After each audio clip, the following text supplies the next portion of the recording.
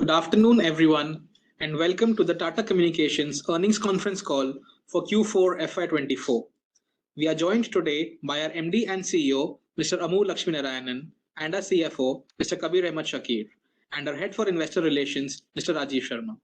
The result for the quarter ended 31st March 2024 have been announced yesterday afternoon, and the quarterly data pack is available on the website. I trust you would have had the chance to look through the key highlights. We will commence today's call with comments from Lakshmi, who will share his thoughts on the business and the long-term outlook, followed by Kabir, who will share his views on the financial progress achieved. At the end of the management's remarks, you will have an opportunity to get your queries addressed.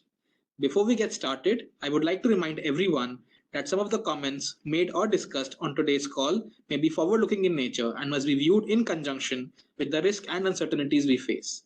A detailed statement and explanation of these risks are included in our annual filings, which you can locate on our website www.tatacommunications.com. The company does not undertake to update these forward-looking statements publicly. With that, I would like to invite Lakshmi to share his views. Over to you, Lakshmi. Thank you, Chirag. Welcome to Q4 FY24 earnings call. FY24 has been a milestone year for the company as overall revenues surpassed the 20,000 crore mark and the data revenues with 17,000 crore mark. I'm happy to share that our reported 4Q FY24 data revenues were up 26.9% QY-on-Y and grew to 21.9% on a full year basis. Incremental data revenues for this fiscal were at rupees 3,085 crores, of which core contributed 18.5% and digital 81.5%. Our fourth quarter FY24 EBITDA is up 2.1% year-on-year, and full year EBITDA was lower by 2%. Our full year EBITDA margins were at 20.2%, and fourth quarter FY24 EBITDA margins were at 18.6%. Our core EBITDA, excluding subsidiaries and the impact of acquisitions for the year, is at 23.7%, which is holding well within our ambition range of 23 to 25%. Coming to the margins and the dip that we see this year, there are 5 factors which have affected these. I've talked about these before. These are our organic investments in people and platform, both in the markets as well as building the platform. Our M&A related expenses this year, consolidation of the acquisitions which were loss-making, a drag from the subsidiaries, and the changing mix in the revenues with digital. Let me share that we have an improvement plan in place across all of these parameters that should see a positive trajectory on the margin side, as well as with our investments on the growth side. We remain confident about our doubling of data revenues by FY27, and we are aware that we need to grow 15 to 20% every year in order to make this happen. While I had called out that our reported data revenues grew by 21.9% on a full year basis, our underlying data revenue growth for the full year was at 8.8%, a tad lower than 10% in FY23, affected by the macro conditions. In this context, let me talk about our order book and funnel. While funnel continues to be robust, order book had been flattish for the past few quarters, and I'd called them out before. And there are 2 parts to this order book. One is the enterprise, which is a large focus of the majority of the team members in the sales, and the OTT and the SP segments. Enterprise order book continues to be robust. Both India and international enterprise revenues have witnessed a positive growth momentum and grown double digit this year. Our India enterprise revenues grew by 12.6%, and our international enterprise revenues grew by 10.5%. And some of the geographies showed more than 20% growth. However, the other part of the order book, which accrues from OTT and hyperscalers and the service providers, they have been lumpy in the last couple of quarters. An equally important aspect is with the CIS portfolio getting larger, a good part of our revenues are now usage revenues, and they don't reflect in the order book. As such, 2 aspects that you need to take note of. First, that the business model is moving towards an element of usage, and usage revenues will be cyclical in nature. I want to re-emphasize that Kalera and Switch They are run as an integrated business with our CIS unit and Switch with our media unit. And I mentioned before, they are all led by one leader each as an integrated business. Customer opportunities are being looked at holistically as opposed to looking at it from the individual product lens. Moreover, new business opportunities are being taken up by Kalera as it is our go-to platform for our CIS ambitions going forward. And this started happening, even some of the DIGO opportunities were done on Kalera paper in the last quarter as well. Incrementally, the health of the overall business will not be governed not just by the order book, but also be a combination of order book and usage. Coming to our digital portfolio performance, our Q4 digital portfolio revenue stood at rupees 2,082 crores, growing strongly at 71.6% year on year. For the full year, the digital portfolio grew by 55.4% on a reported basis and by 14.7% on an underlying basis. Our digital portfolio have grown at a 2-year CAGR of 37%, and all parts of the portfolio have delivered with the next-gen connectivity growing at a CAGR of 30%, cloud and security growing at 21%, collaboration and customer interaction suite growing at 40%, media at 64% over the last 2 years. Media excluding Switch has grown at a CAGR of 21%. Our collaboration and CS portfolio, excluding Kalera, has a 2-year CAGR of 5%. This is a complete reversal of a declining trend this business faced until 2022, FY22. A couple of thoughts on our medium-term aspirations. We remain confident about our data growth ambitions as it continues to be driven by our expanded portfolio of capabilities, as well as our increasing customer relevance with this portfolio and increasing presence in the markets. Our acquisitions and organic capabilities have made our digital fabric even more relevant to enterprises today as we help them to solve challenges with their cloud strategies and simplifying their network transformations. There have been slowness in decision-making, which has hurt growth, but with our expanded portfolio, we are very well prepared to benefit as macro starts improving. Our medium-term structural drivers continue to be our India market leadership, our expanding scale in international markets, our increasing customer relevance, and our new product rollouts, including what we are planning, such as AI Cloud. One of the other growth catalysts for us has been the acquisition of new logos. And in FY24, the new logo revenues were up 90% year on year, albeit from a smaller base, testifying our increasing presence in the market and relevance across product domains. To summarize, we believe that our global digital fabric is a powerful concept which enterprises, especially in the international markets, are beginning to realize. With our network fabric, cloud fabric, customer interaction fabric, and IoT fabric, we are addressing a large number of problems that enterprises are faced with, and our digital fabric is coming out as a reliable, agile, and resilient solution for them. We are confident about a larger opportunity, and with a strong conviction, we will continue to improve and derive value of these investments and continuously augment our capabilities. With this, I'll request Kabir to share the financial highlights. Thank you, Lakshmi, and good afternoon, everyone. To begin with, as Lakshmi said, FY24 has been an eventful year for us.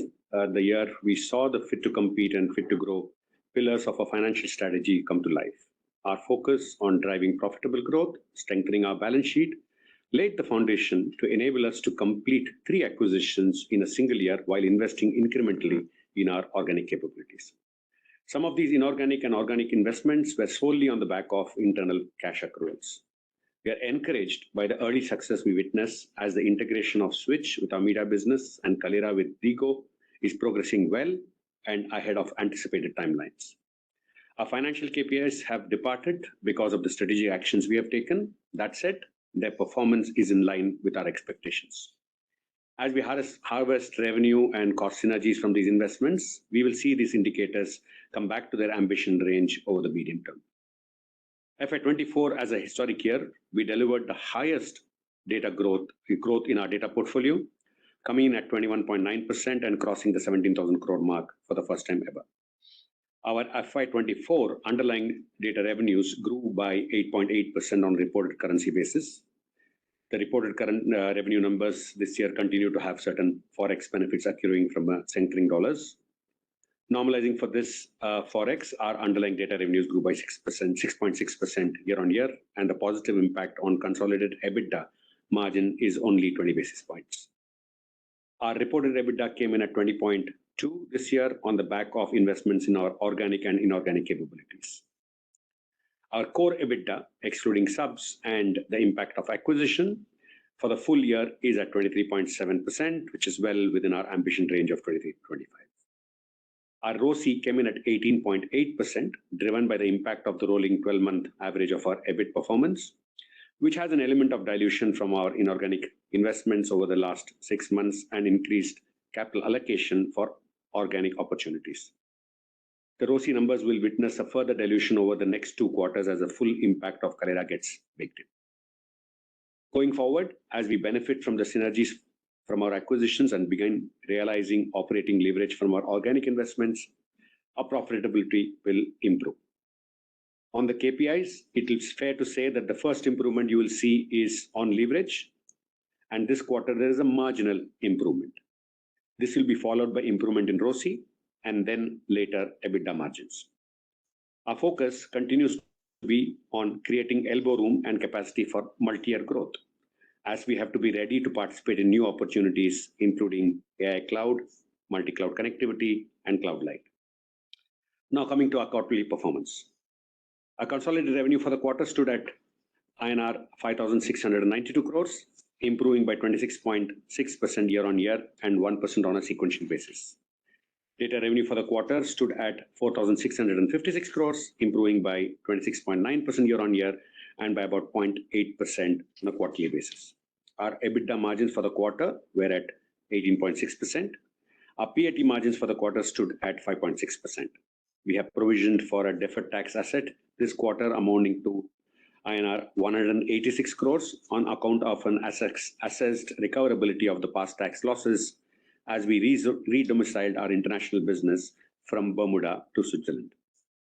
Our cash from operations for this year was INR 2,829 crores and FCF for the full year was at INR 747 crores. Net debt for the quarter stood at INR 9,126 crores and a debt to EBITDA is now at 2.16x. Cash capex for the quarter stood at 435 crores, though our approved capex is close to 1,131 crores, largely driven by our commitment to invest in new opportunities and technologies, underpinning our consistent growth on investing for growth. Moving to subsidiaries, TCTS revenue improved by 9.1% on a full year basis. Our payment business is now a 98% franchisee model, which has helped improving the business margins over the last couple of quarters. This quarter, the margins came in at 13.2% against 9.4% last quarter. Our energies on a continuous basis are oriented towards driving the right capital allocation across the organization with an eye on return on every penny invested. With a robust capital governance framework in place, we are investing in the right opportunities to help us stay ahead of an ever disruptive technology curve. Our investments today are helping us participate in mega trends such as the AI cloud and enhanced collaboration experiences. At the same time, we are also optimizing resources through an ongoing strategic review of our business and subsidiaries. We are confident that these levers will sharpen our moats and help us improve our margin trajectory in the medium term and deliver the right value to our customers and shareholders. I will now ask Chirag to open the forum for Q&A. Thank you, Kabir and Lakshmi. We will wait for a minute for the queue to assemble.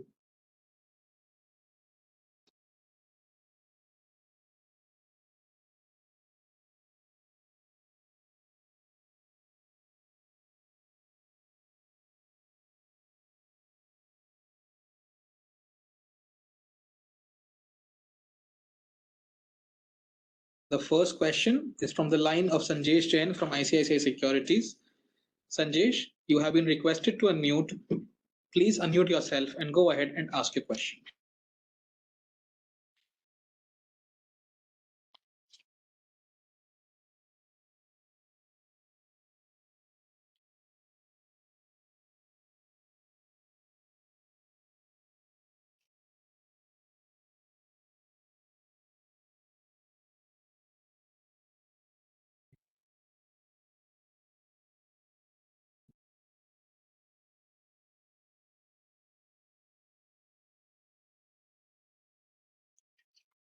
Sanjesh, you have been requested to unmute. Please go ahead and ask your question. We are unable to hear you.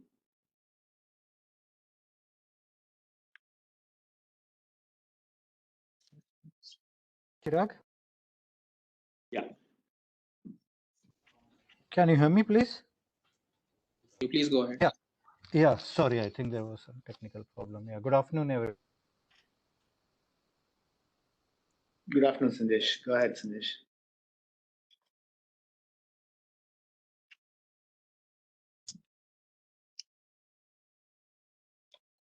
Sanjesh, I'm not sure if your connection is bad. We can't hear you.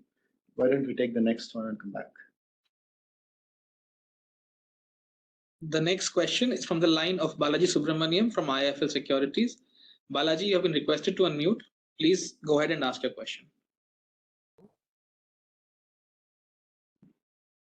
Am I audible?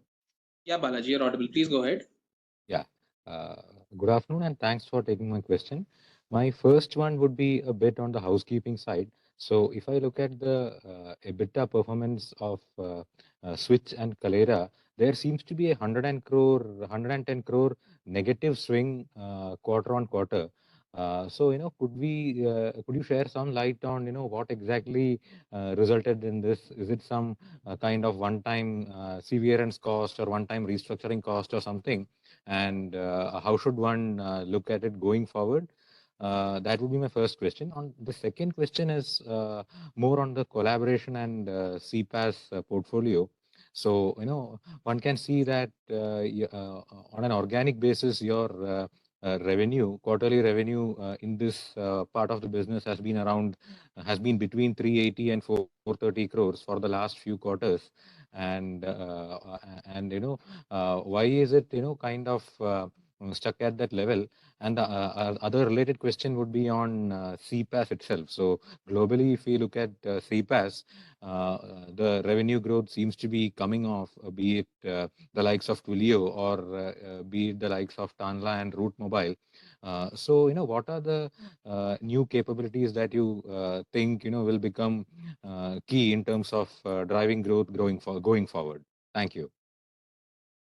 Thank you. So Balaji, I think maybe the first question, Kabir, do you want to take the EBITDA swing? Yeah. Let me then answer the first question, Balaji. I think, it is both a combination of Switch and Kalera, which is, resulted in the swing. But let me take Kalera because that is probably a significant portion, of the swing that we talked about.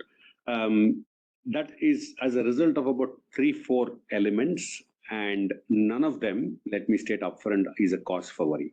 The first is, I think once we start integrating Kalera and you see a full 4-quarter go through, then I think the intimacy on understanding the seasonality of the business will be a lot better for all of us. Q3 is indeed always a good quarter with a lot of festivals and a lot of activity, happening for that kind of a business. So therefore, I would say the seasonality indeed has an impact on the net revenue margin, and that was one contributor in Q4 that it was lower than last quarter. The second, contributor is I would say as we are integrating, we are harmonizing, our policies on multiple things, on accruals, on recognition of costs, on PDD and expected credit loss. All of those policies, harmonization that we do in line with Tata Comm, which is, I would say, the second, reason, for that shift. Finally, I would say there have been some one-off legal expenses that we have provisioned for, and that is not uncommon in a large US listed public company takeover. So which has actually come through in the second quarter. I would say these are the three large reasons. Restructuring, since you mentioned it, let me clarify. There is a little bit of restructuring there, but we have taken it below the line, as exceptional items, and it is not impacting the EBITDA numbers. I hope that clarifies. Let me take the next. On the second part of the question, you had two parts to the second question on the collaboration and CPaaS. You said the organic is stuck between a range and not growing. One of the whole collaboration business itself has multiple colors to it. It has got its the traditional GSIP. We had a Cisco powered solution. The other one was is a Microsoft team solution that we have, and we have newly launched another product called Jambi. So these are the main ones. And there, I think the GSIP revenue with the switch to apps had seen a decline post-COVID and was continuing to decline. It got stabilized with our introduction of the Global Rapid, which we combined all of these into a platform business and more into a fixed revenue business as opposed to dependent on usage, and that stabilized, but has not grown well. So I think there are many factors, but I think we are looking at launching with Microsoft a product in India, and we'll be a partner to launch that. So that will hopefully give some fillip to that business. The other part is the collaboration in CPaaS. We have reported last year the DIGO, which we launched, had in percentage terms grown very well.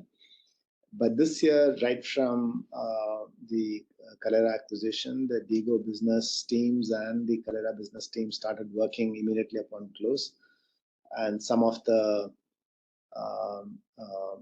deals in the pipeline that would have happened on DIGO has happened now on the Kalera. So it's difficult to split the organic numbers in that in a sense. So these are some of the reasons. We are aware of the collaboration. The Global Rapid portfolio has had ups and downs, and we are ongoing process to revitalize that portfolio.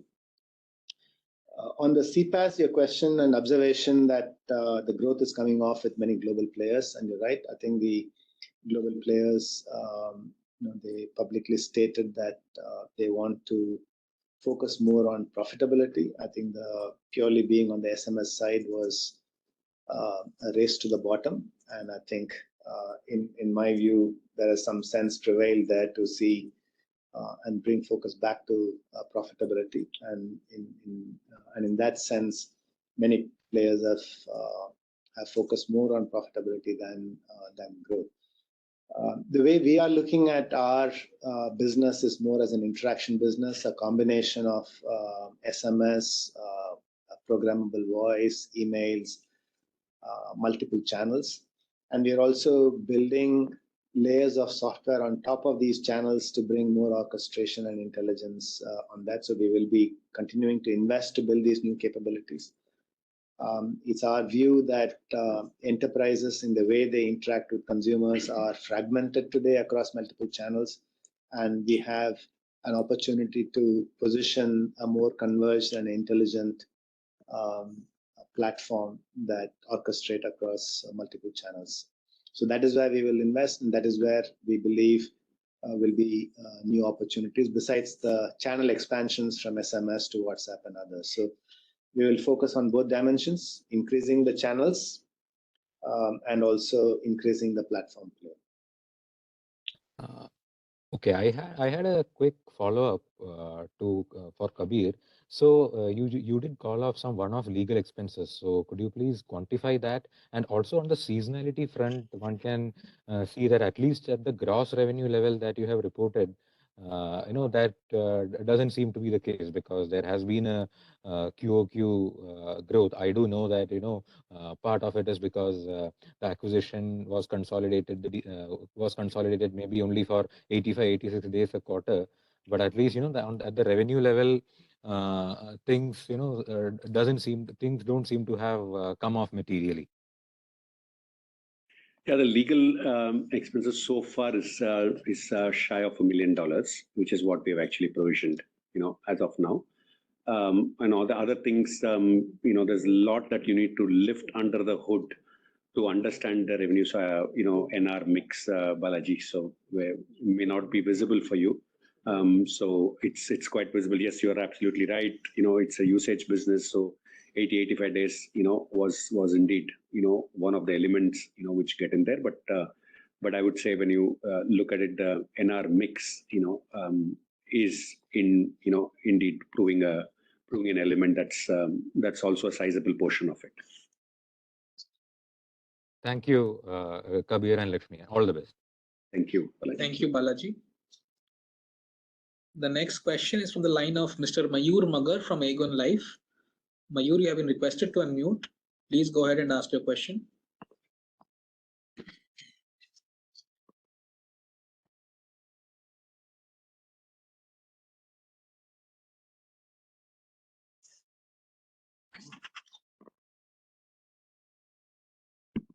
I think Mayur is unable to join the queue. The next question is on the line of Sanjesh Jain from ICICI Securities. Sanjesh, you have been requested to unmute. Please unmute yourself and go ahead and ask your question.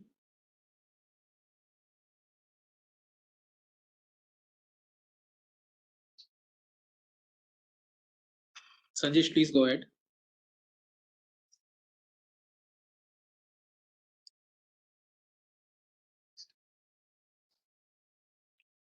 Sanjesh, we still see a technical issue at your end. Do you want to disconnect and log back again, Sanjesh? The next question is from the line of Mr. Vibhor Singhal from Nuvama Wealth. Vibhor, you have been requested to unmute yourself. Please go ahead and ask your question. I hope I'm audible.